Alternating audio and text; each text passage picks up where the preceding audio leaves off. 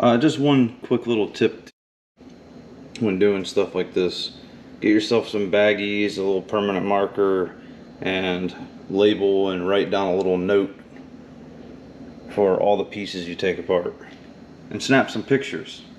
I'll be recording everything, so I'll have some video to go back and look at. But that should help you along the way. Today we'll be removing the factory intercoolers to eventually replace with the AMS intercoolers in a later video. To start, you're going to want to remove your engine cover, the intercooler reservoir cap, or remove the reservoir cap. It's the smaller of the two. And this plug is on the line coming off of one of your intercooler pumps, the lower one.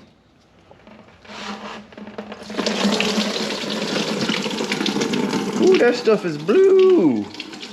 Next thing you're going to want to do is remove the map sensors from the intercoolers. The passenger side's a tight fit. I already loosened it before I started recording, so it's going to look easy, but it's hard to fit your hand in there. It's kind of tight.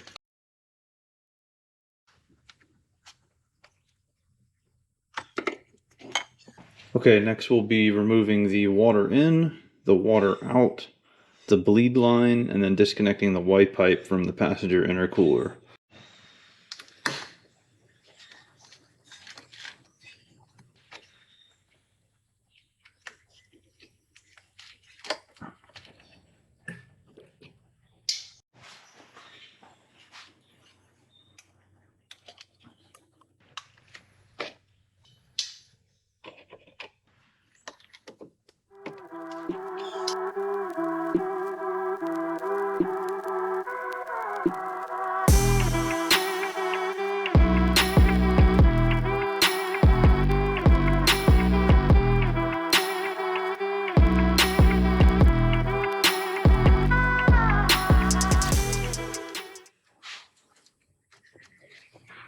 These are really snug. All of them were kind of back wrenching for me, but people with an okay back probably won't have any trouble with it. The Y pipe is connected with a 10mm nut or bolt. Okay, so next we're going to be removing 4 bolts securing the intercooler. There's one here. Looks like this might be one on the other side of the map sensor. And then I don't see a 4th. Is it under this hose way down here? Oh, okay, maybe it's those two. I don't know if I can get the camera down in there or not, but they're... Okay, yeah, we can see them. They're right there. That's probably the other two. These are 12mm.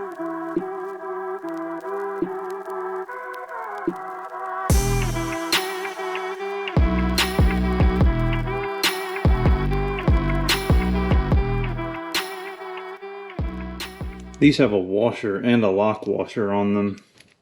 Alright, so next we need to remove the air coolers. Wow, they kind of done this goofy. There's one band clamp there, the other one's facing the opposite direction, and then the other one is in the front of it, which seems like it could be easier to get to as far as where the nuts are to loosen it. There and there. The band clamps are all 7mm.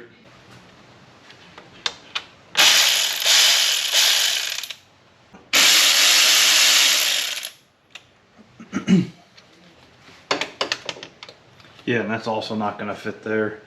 Alright, some yard guys showed up across the street. I shut the garage door. Hopefully it's not too loud in the camera.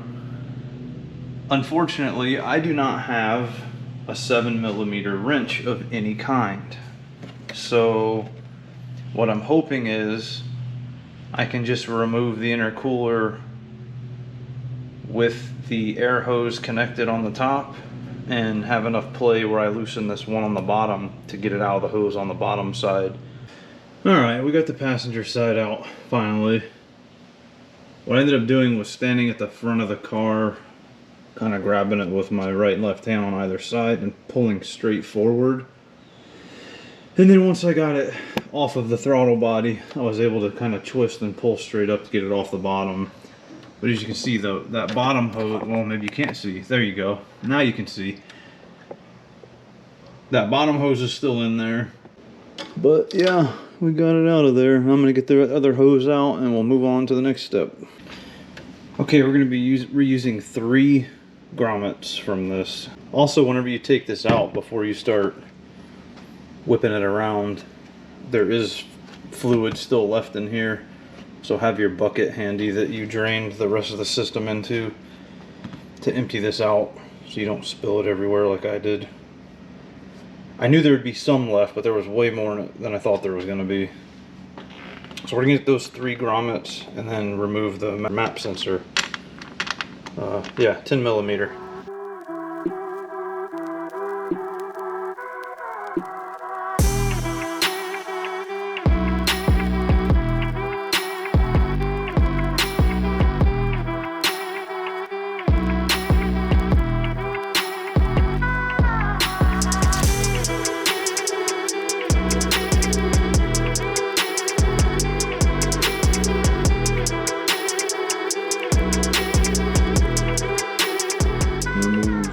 Same lines we did on the passenger side.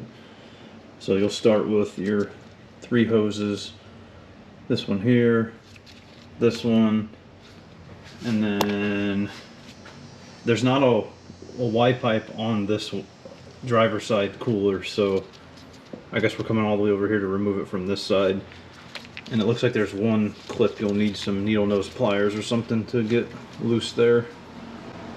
And then after that, you'll do the intake band clamps. Just like on the other side, they are a pain to get to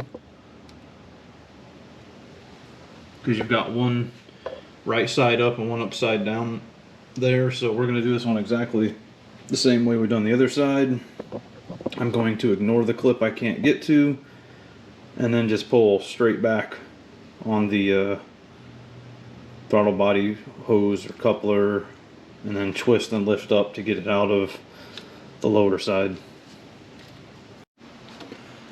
Alright, if the instructions don't say, and if they do, I missed it, but I'm just looking at this before I start trying to pull it out, and this clip looks like it's attached